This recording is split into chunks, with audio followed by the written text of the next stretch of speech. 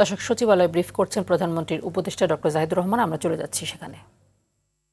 500 কোটি টাকা আত্মসাতের প্রতারণার অভিযোগে সাবেক রাষ্ট্রপতির বিরুদ্ধে দুদকের অভিযোগ দায়ের হয়েছে। এই টাকাটা তিনি এবং তার দলবল আত্মসাৎ করেছেন, এরকম অভিযোগ। এই দুদকের অভিযোগটা আবার এর আগে আমরা দেখেছি অন্তর্বর্তী সরকারের সময় অনেক অভিযোগ, অনেক পিআরও এপিএস এর বিরুদ্ধে এরকম অর্থ আত্মসাতের অভিযোগ ছিল, তার সরকার সে সময় থামিয়ে দিয়েছে। এইটাই সরকারের মনোভাব কি সরকার এই তদন্ত থামিয়ে দেবেন? আমাদের একটু বুঝতে হবে, দুদক কিন্তু একটা স্বাধীন প্রতিষ্ঠান। এটা সাংবিধানিক না, আমাদের কতগুলো সাংবিধানিক কমিশন আছে, নির্বাচন কমিশন আছে, পাবলিক সার্ভিস কমিশন আছে। দুদক একটা কমিশন, কিন্তু এটাও সাংবিধানিক প্রতিষ্ঠানগুলো যেভাবে কাজ করে, আইনের মাধ্যমে তৈরি, কিন্তু সাংবিধানিক প্রতিষ্ঠানের মতো করে কাজ করে।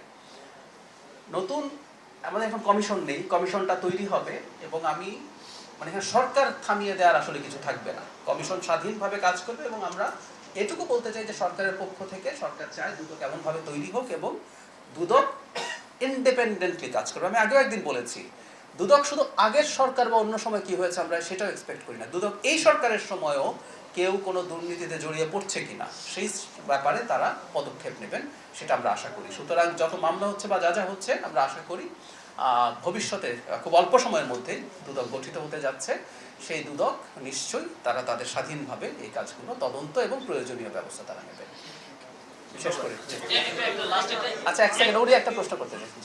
আপনি শুরুতেই বললেন যে শিক্ষার মান বাড়ানোর জন্য পাশের হার কমানো না, এটা বলেন না, শিক্ষার মান বাড়ানোর জন্য পাশের হার কমানো হয়নি। আমরা বলছি একটা জিনিস, ন্যূনতম যোগ্যতা ছাড়া পাশ করিয়ে দেয়া বা গ্রেড দিয়ে দেওয়ার একটা প্রবণতা ছিল।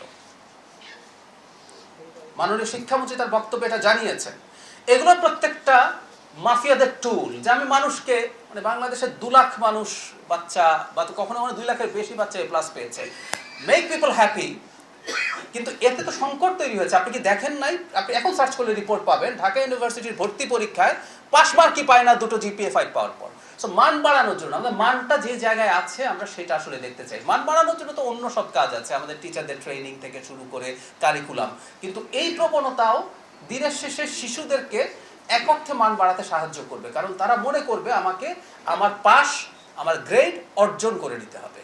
সো ওই কারণে ব্যাপারটা দীর্ঘদিন কিন্তু এই ব্যাপারে একটা মারাত্মক রকম খারাপ পরিস্থিতি চলছিল। যে আমার প্রশ্নটা একটু ব্যতিক্রমী, সেটা হচ্ছে আপনি একটা ব্যবসা বিজনেস সম্পর্কে জানেন না, তো প্রধানমন্ত্রী কিছুটা ইংলিশভাবে একবার বলেছিলেন, সেটা হচ্ছে ফরেন কারেন্সি ট্রেডিং, যেটাকে ফরেক্স বলে। এই ব্যবসাটা বাংলাদেশে চলে, শত শত ব্রোকার আছে, কিন্তু এটা সরকারের বৈধ বলে এটা পরিগণিত হয় না, যার জন্য লেনদেনটা হয় সম্পূর্ণ হুন্ডি বা ব্যতিক্রমী ভাবে, যেটা থেকে রাজস্ব সরকার পায় না। চট্টগ্রাম স্টেটের সাথে আগে সরকারের সময়ে এটা একটা সংযুক্তি করার জন্য চেষ্টা করা হয়েছিল। বাট এই সরকারের পক্ষ থেকে এটার পদক্ষেপটা কি? কারণ এখানে কিন্তু প্রতিদিন শত শত কোটি টাকা লেনদেন হচ্ছে, সরকার 1 টাকা রাজস্ব পাচ্ছে। I got it. আমি খুব বিস্তারিতভাবে ব্যবসা সম্পর্কে জানি না, আপনি জানালেন, আমি খুব দ্রুত সংশ্লিষ্ট যারা আছেন আমি তাদের কাছে জানিয়ে দেব। এবং আমি একমত যে এটা অবশ্যই সিস্টেমের মধ্যে থাকা, যাতে আমরা ট্র্যাক করতে পারি।